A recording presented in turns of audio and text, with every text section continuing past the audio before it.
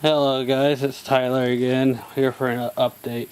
The B80 engine I had on here, like I put on Red Square, it broke a ring or something because part of the piston was missing and I could only get it to pop. Well, it had no compression, hardly at all. This engine here is a John Deere engine. It's from a 208. I had to change the pan due to the fact that the oil drain was in the way. Other than that, the pan was the same. Basic setup. I relocated the coil in front of the engine like on most of the wheel horses. This engine runs pretty strong, it sounds like. I don't know yet because like I said, I had it rigged up to a car battery for test firing. I need to do the wiring harness in here, and I still have to figure out what I'm gonna do. Looking at this situation over, I'm more than likely just gonna do a motorcycle battery since the starter's in the way. Now, since the last time I talked to you guys or said anything, I put it on Red Square that I got these. This is an engine from work. It's a K181 pull start model. It looks like it's off of a snowblower. Plans is to rebuild this Walboro carburetor. I already looked into the parts. It's going to cost me around 30 to 35 bucks to rebuild the carburetor, and use the Blue Magnum assembly air filter. That's actually the original carburetor from the Blue Magnum. Got all that. Got a bunch of coils here, tins, stuff like that for future projects. Got spare carburetors for the engines that I'm going to be going through and listing for my boss. I got a little 6-horse Vanguard with a small crankshaft right there underneath the Kohler oil pan. Got a couple riser Kohler engines. That one right there with a busted gas tank is a H70. This one right here is an H60.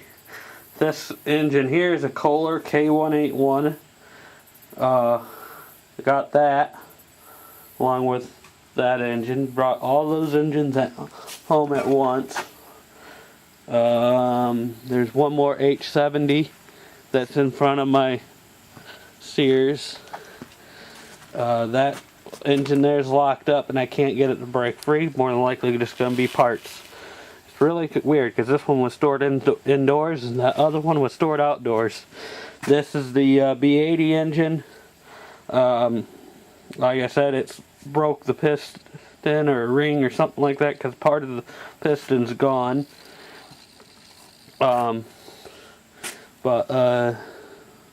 Yeah, I still got to get the pulley off of it for the Commando, which I think is a Commando 800.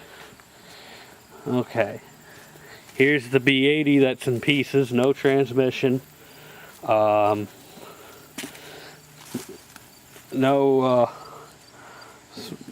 was only one tire on it. It's got the engine, had the gas tank. I just removed the gas tank.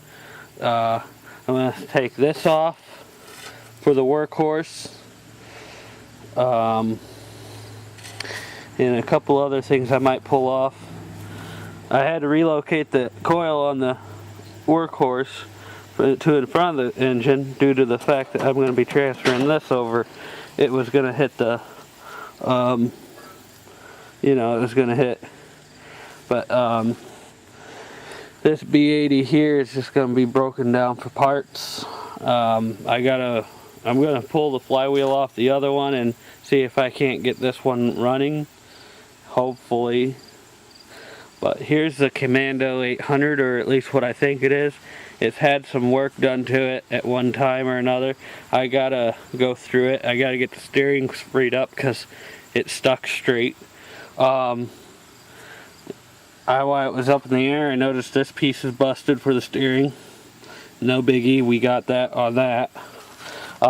This transmission, as you can tell if you look close, it's had some work on it, and this transmission's definitely been out of the machine. I'm looking at this brake setup, and it don't look like it's the original brake assembly. Well, it looks like it's original for the tractor, but what I mean is it don't look like it's the correct one for this machine. It's got the older style setup on it, like what a 3-speed would have. So I'm thinking that this is a 3-speed in here, because the brake band is bent right there and the holder's way up in the air. Won't know for sure, but plans is to get the steering straightened out and then set it back down. That pull start orange K181, the newer look one, is going on here. Gas tank and all, because I don't trust this gas tank since it is patched. Anyway, here's the model number. I don't know if you can see it or not, but that's the model number for this machine. This was sitting up there at where I work at, and along with the other two B80s and all the other parts, and I'm planning on getting this thing put together. I will be bringing home a snowplow for this unit, and I'm gonna plan on getting it together before the snowballs start flying. And I'm planning on getting the workhorse done. Now this B80 that I brought home, this was the first one. The shifter's rotted down there at the base, and I'm not too sure what I'm gonna do yet. See, that's an 8-speed right there. The differential's gone. I'm debating on whether to pull the shifter out of it or bring home the Toro made workhorse that's up at work and part that son of a gun out and put the 8-speed in here out of it. Either way, it would be a good tractor to fix up. It needs a lot of work. This fenders are going to be replaced with the ones off the parts workhorse, or not workhorse, but B80.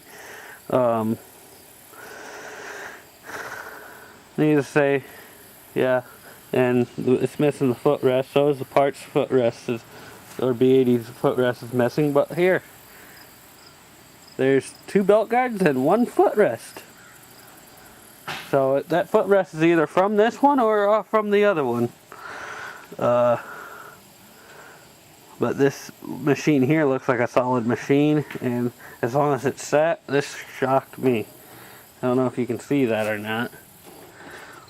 The cables both work still. This one here, I think, no, it's the other tractors, that Commando that needs cable redone. But I plan, if I can't get the Commando's cables freed up correctly, I'll just steal them off the parts machine and get them freed up and work with them. The parts B80 was originally from Gruhl Brothers Incorporated from Crown Point, Indiana. That dealer's still in business. Now, this is what I was really confused at, of course. This parts that B80 has this. Then look it down through here, little tiny small wheel horse decals. Well, there's only one on this side. There's more on the other side. Somebody went crazy.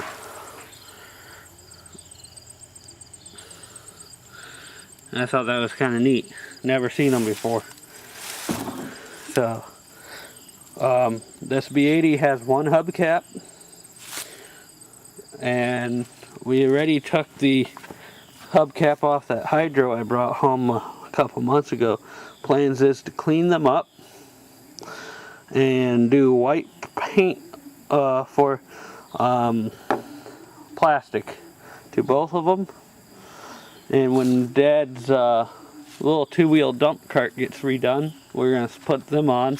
And yeah, it won't be exactly correct, but for a 64 dump trailer, but it's alright. It's the getting it looking nice that counts. But anyway, this is just a little shop update from around here. So, by the way, is it sacrilegious to put a John Deere engine on a wheel horse? I just want to know. Alright, bye.